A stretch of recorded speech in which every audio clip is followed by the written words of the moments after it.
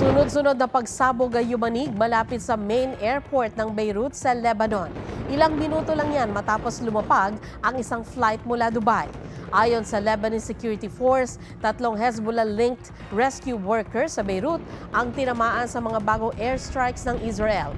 Halos 2,000 na ang nasawi sa Lebanon dahil sa hidwaan ng Israel at grupong Hezbollah sa nakalipas na 2 linggo.